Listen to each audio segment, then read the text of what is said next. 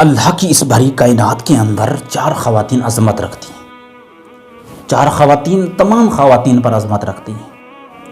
وہ چار خواتین حضرت مریم، حضرت آسیہ، حضرت خدیجۃ الکبریٰ اور حضرت فاطمہ الزہرا سلام اللہ علیہ۔ یہ چار خواتین تمام دنیا کی تمام کائنات کی خواتین کے اوپر کیا رکھتی ہیں؟ فضیلت اور عظمت رکھتی ہیں۔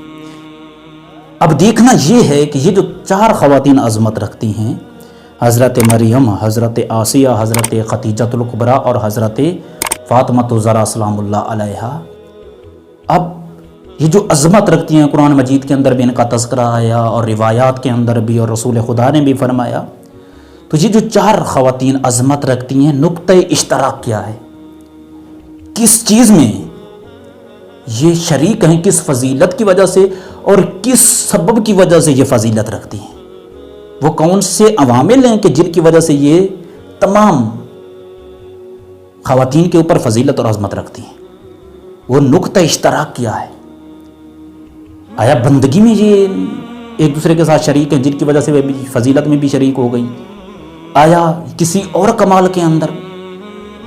تو دیکھیں، ایک بندہ حقیر کو جو نقطہ اشتراک نظر آیا، اور اس نقطہ اشتراک کی وجہ سے اب اس نقطہ اشتراک میں جو آگے ہوگا تو وہ فضیلت میں بھی آگے ہوگا، اس کی فضیلت بھی زیادہ ہوگی۔ تو وہ نقطہ اشتراک کہ جس میں یہ شریک ہیں، وہ اپنے زمانے کے ولی کا دفاع کرنا۔ ان چار خواتین کو اللہ تعالیٰ نے فضیلت دی ہے، نقطہ اشتراک کیا ہے؟ اس لیے کہ انہوں نے اپنے زمانے کے ولی کا دفاع کیا ہے۔ حضرت مریم کو دیکھیں، حضرت مریم نے اپنے زمانے کے ولی یعنی حضرت عیسیٰ کا دفاع کیا۔ اس کے جتنے بھی دشمن تھے، حضرت عیسیٰ کے جتنے بھی دشمن تھے، ان تمام دشمنوں کے مقابلے میں آ گئی حضرت مریم، اور حضرت عیسیٰ جو اس زمانے کے ولی تھے ان کا دفاع کیا۔ اور پھر اسی طرح حضرت آسیہ کو دیکھیں، حضرت آسیہ کہ جب بنی اسرائیل کے اندر کسی بچے کو زندہ نہیں رہنے دیا جا رہا، تمام بچوں کو ذبح کر دیا جاتا ہے، حضرت آسیہ میدان کے اندر آئیں اور اس زمانے کے ولی یعنی حضرت موسیٰ کو بچایا، پرورش کی حضرت موسیٰ کی، اور فرعون جیسے خونخوار سے بچایا۔ اس زمانے کے ولی کو بچایا، اس کا تحفظ کیا، اس کا دفاع کیا۔ اور اس کے بعد دیکھیں حضرت خدیجۃ الکبریٰ، اس زمانے کے ولی یعنی رسول اللہ صلی اللہ علیہ وسلم کا دفاع کیا، ساتھ دیا۔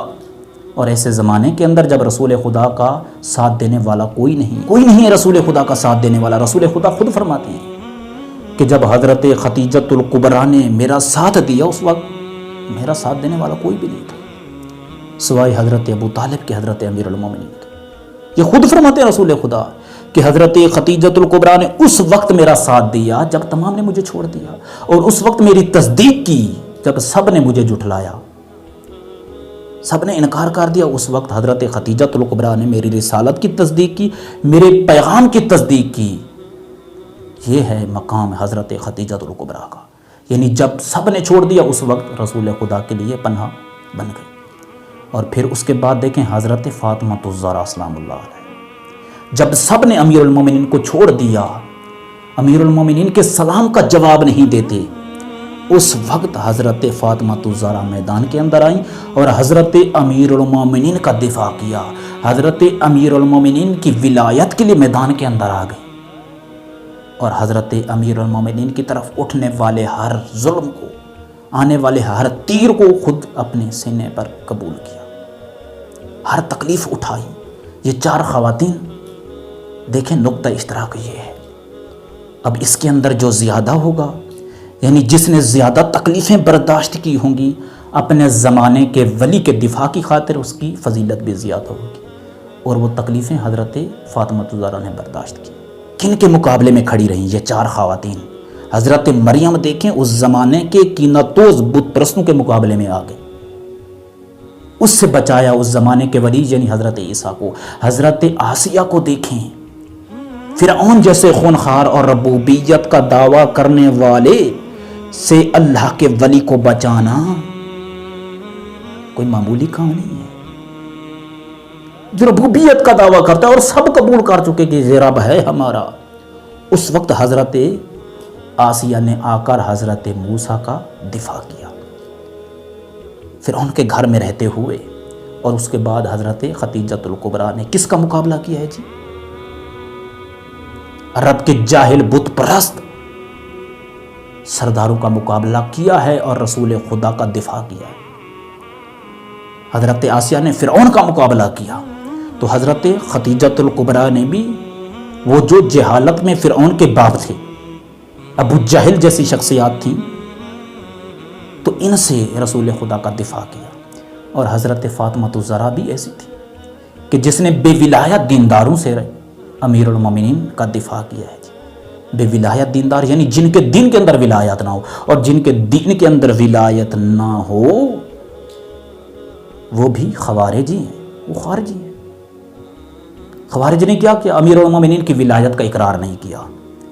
تو آج جس کے دین کے اندر، جس کے عقیدے کے اندر ولایت امیر المومنین نہیں ہے، وہ خارج ہے، وہ خارجی ہے، وہ بھی انہی جیسا ہے، کوئی فرق نہیں ہے۔ ولایت امیر المومنین کا اقرار ضروری ہے۔ حضرت فاطمہ الزہرا کو راضی انسان تب کر سکتا ہے جب ولایت امیر المومنین کے لیے میدان میں آ جائے، اقرار کرے، اور جب حضرت فاطمہ الزہرا کو انسان راضی کر لیتا ہے امیر المومنین کی ولایت کے اقرار سے، پھر اللہ بھی راضی ہو جاتا ہے۔ ان خواتین کے مقابلے میں آنے والے جتنے بھی تھے، اللہ ان سے ناراض ہے۔ چاہے حضرت مریم کے مقابلے میں جو آئے، حضرت آسیہ کے مقابلے میں جو آئے، حضرت خدیجۃ الکبریٰ کے مقابلے میں جو آئے، اور بالخصوص و بالاخص جو حضرت فاطمہ الزہرا کے مقابلے میں آئے، ان سب پر اللہ تبارک تعالیٰ کی ذات غضبناک ہے۔